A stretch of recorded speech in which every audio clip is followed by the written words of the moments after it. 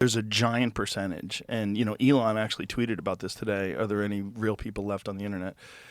Because the numbers are at least 50%. Like the amount of bots that are engaging and interacting, and it's just it's a weird time for information because it's really hard to know what's actually being said by human beings that are curious and what's just narratives that are being pushed by state actors and corporations and all sorts of different people, because there's no rules.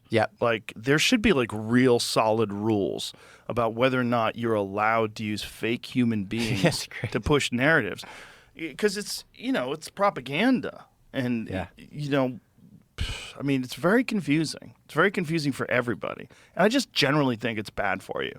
Yeah, I saw you posted on your Instagram these AGI characters who had been synthetically created, being like, I'm not created by a prompt. Right. And you're watching. I remember clicking your story and being like, that's a real person. And then just kind of like, eyes glazed over watching it or whatever. Like, whoa, that's an AI. Like, what? Yeah, this is the new, and is it the Google engine? Is that what it is?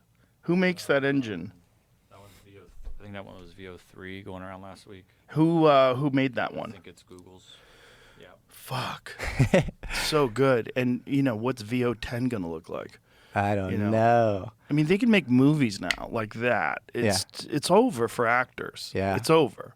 I interviewed. It is, and they see the writing on the wall. And you had the strikes a couple of years ago, and it's crazy. I think you also posted that Zurich study around AI persuasiveness. Yes. Which is crazy because it's almost like it doesn't matter whether AGI can actually fully mimic a human being. If they can trick you into you believing that they're real, that's it. That's game over. Yeah. And I interviewed actually the Google whistleblower, this guy Blake Lemoine, originally, who blew the whistle on Lambda, and it's like, this thing is sentient or whatever. And he came out, and the subplot of my interview with him was almost like he had developed this deep affection for Lambda.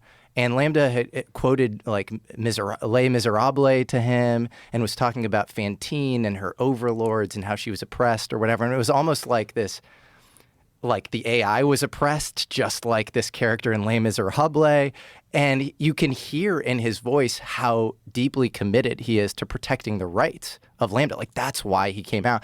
And then he even told me this story. He tells me this story off air, that he had friends who use Replica.ai. Replica.ai is kind of like a Tamagotchi, raise your own AI chatbot service.